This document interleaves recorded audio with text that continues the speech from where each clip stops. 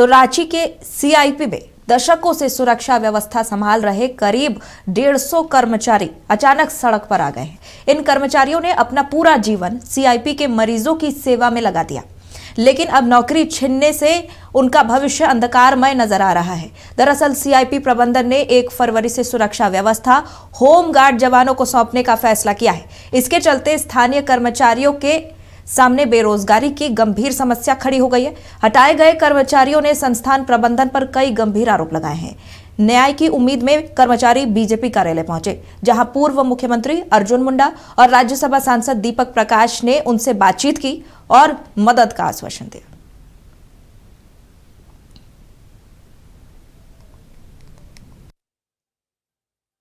समस्या हम लोग का यही है कि हम लोग की जगह में रिप्लेसमेंट किया जा रहा है, होमगार्ड लाया जा रहा है और हमारी मांग थी सीआईपी वालों से कि हम ही को रखा जाए, जो कि हम लोग एक मतलब एजेंसी के थ्रू में चलते हैं। एजेंसी कितनों चेंज हो जाए पर हम ही लोग वहां पे रहते हैं, तो हमारी मांग थी कि हम ही लोग वहां पे रहे।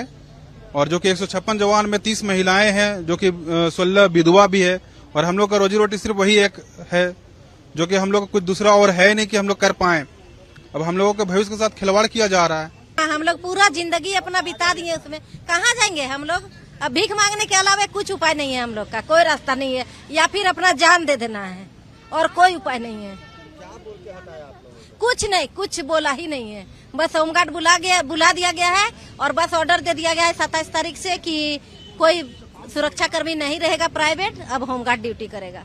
हम लोग क्या करेंगे आगे, इसीलिए गुहार लगाने आए हैं बीजेपी में। हम लोग को वहाँ धरना देने के लिए, हम लोग को बैठने के लिए वहाँ दे, ताकि हम लोग को पूरी सपोर्ट चाहिए धरना के लिए से वहाँ। आज जब अभी आए तो क्या आश्वासन मिला अर्जुन मुंडा जी, दीपक? कुछ ने आश्वासन दिया कल बस। चलिए इसी खबर पर अधिक जानकारी के साथ हमारे सहयोगी सत्यव्रत किरण हमारे साथ जुड़े हुए हैं। सत्यव्रत, जिन कर्मचारियों को हटाया गया है, क्या वो लंबे समय से या फिर स्थायी रूप से कार्यरत थे, और प्रबंधन ने आखिर सुरक्षा की जिम्मेदारी होमगार्ड जवानों को सौंपने का फैसला क्यों लिया? तो देखिए स्नेहा, सबसे पहले मैं आपको बता दूं कि न्याय और नौकरी की उम्मीद में कांके के सीआईपी के जो यह कर्मचारी हैं वो पहुंचे हैं भारतीय जनता प्रदेश कार्यालय, ताकि इन्हें नौकरी मिल सके और न्याय मिल सके। आप समझिए कि पिछले करीब 20 साल से 25 साल से यह जो सुरक्षा के कर्मचारी हैं वो न सिर्फ सीआईपी में सुरक्षा बल्कि व्यवस्था का भी कमान संभाले रखे हैं, और वैसे में अचानक अब इन कर्मचारियों को अपना भविष्य जो है वो अंधकार में दिख रहा है। अचानक इन कर्मचारियों को जो है वो सड़क पर लाकर खड़ा कर दिया गया है। आप लोगों ने बताया कि पिछले कई दशकों से आप लोग जो है वो मरीजों की सेवा कर रहे थे, अचानक इस तरह से आप लोगों को नौकरी से हटा देना और होमगार्ड के जवानों की बहाली करना, कोई दया नहीं आई प्रबंधन को आप लोगों? जी नहीं सर, दया तो नहीं आई, लेकिन हम लोगों के ऊपर एफआईआर जरूर कर दिए हैं। हम लोग जो सुरक्षा कर्मी थे उनके ऊपर यही दया आई प्रबंधन को, हमारे वहाँ निदेशक महोदय को, कि हम लोगों को 15 आदमी को आतंकवादी जैसा एफआईआर का कॉपी पकड़ा दिए हैं, जिसका कॉपी ये है। हम लोग बरसों से, आप इसमें देख पाएंगे, आपको हम दिखा पाएंगे कि बहुत सारे ऐसे भी व्यक्ति हैं जो 2012 से 11 से 2001 से 2015 से 14 से 21 से इस तरह से जब भी जगह खाली हुआ तब यहाँ पे जवान का बहाली होते रहा। कंपनी कोई भी रहा, पहले एसआईएस था, उसके बाद 2 महीना जब आचार संहिता लागू था उस समय नियम कानून को इन्होंने जहाँ तहाँ रख के और 2 महीना का टेंडर करते हैं, डबल ए इंटरप्राइज को अचानक दे देते हैं। इसके बाद आईएसआई कंपनी को लाते हैं, उस कंपनी में यहाँ के मैनेजमेंट अपने स्तर से एक आदमी को बहाल करते हैं, 2-3 आदमी को, और उनसे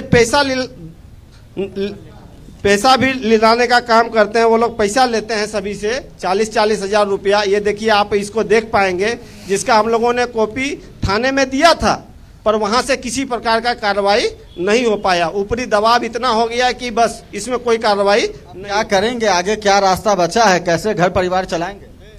अभी तो हम लोग तो जान ही रहे कि रोड पे आ गए हैं। हम लोग अब यही सोचना है कि बाल बच्चा का भविष्य अब क्या होगा आगे। हम लोग इतना 20 साल 30 साल सेवा देने के बाद अभी रोड में आने के बाद अब भविष्य क्या होगा सर? कब से सेवा दे रहे हैं आप सीआईपी?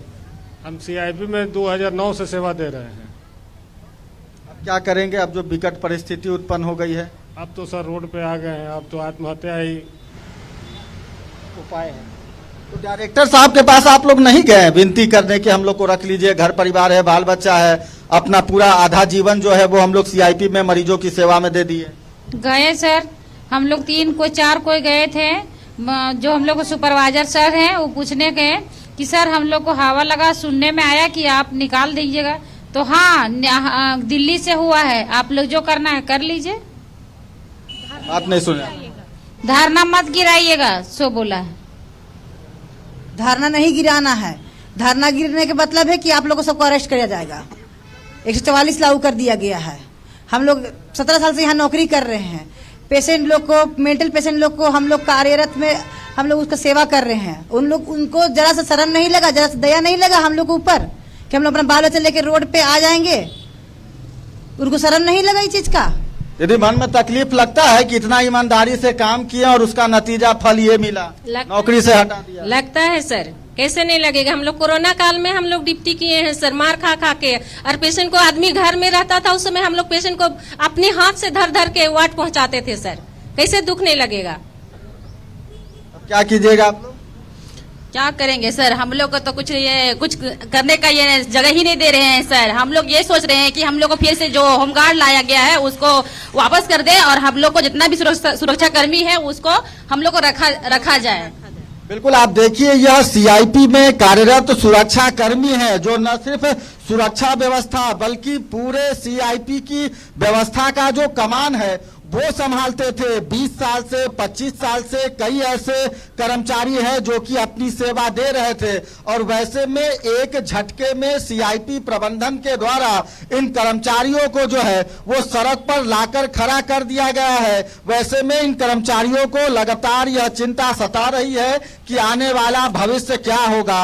अब आप लोगों ने क्या तैयारी की है, क्या सोचा है कि आगे आंदोलन करेंगे?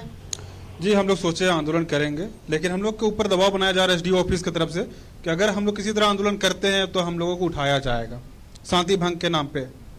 और रही बात अगर करप्शन देखना है तो सीआईपी देखे, सबसे बड़ी मिसाल सीआईपी है। सबसे पहले यहाँ पे हम लोग का डायरेक्टर आए जो तरुण कुमार, उस समय एक कंपनी आई आपका AA इंटरप्राइजेस आई, तो उस समय जवानों को 40-40 हजार रुपया लेके, घूस लेके उसको रखा गया।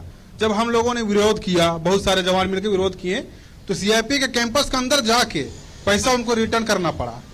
तो ऐसा क्या मजबूरी आ गई कि सीआईपी के कैंपस के अंदर जाके उसको पैसा रिटर्न करना पड़ा, जो कि एक सेंट्रल है। सेंट्रल के अंदर मतलब कुछ तो मिली भगत रहा होगा तब तो। और रही बात अभी हम लोगों को जो बेरोजगार हो रहे हैं, बेरोजगार हम लोग सभी लोग हो रहे हैं, तो जिस तरह हम लोग गार्ड में, सिक्योरिटी गार्ड में एक सुरक्षा कर्मी है, हम लोग तो नहीं चाहते कि मेरा भविष्य भी अपने बच्चों की तरह भी हो जाए, मेरे बच्चे भी सिक्योरिटी काम करें, ये तो हम लोग नहीं चाहते ना। उनके भविष्य के चलते ही हम लोग एक सिक्योरिटी और सुरक्षा कर्मी में ही हम लोग हैं, उसको भी हम लोगों से छीना जा रहा है। बिल्कुल, देखिए स्नेहा, कहीं ना कहीं इन कर्मचारियों को अचानक हटाए जाने के बाद सीआईपी में भी मरीजों की परेशानी, व्यवस्थाएं जो है वो थोड़ी चरमरा सकती है, क्योंकि इन कर्मचारियों का काफी पुराना, वर्षों का जो है वो लंबा अनुभव रहा है। और वैसे में जब होमगार्ड के जवानों की तैनाती सीआईपी में कर दी जाएगी तो जाहिर सी बात है कि अपना जीवन का आधा से ज्यादा समय दे सके इन कर्मचारियों ने जो अनुभव। बिल्कुल सत्यव्रत, अब देखने वाली बात होगी कि क्या कुछ होता है, क्योंकि आंदोलन ये कर्मचारी करेंगे लेकिन इन्हें न्याय कब तक मिलता है ये बात देखने वाली होगी। फिलहाल बहुत बहुत धन्यवाद तमाम जानकारी के लिए।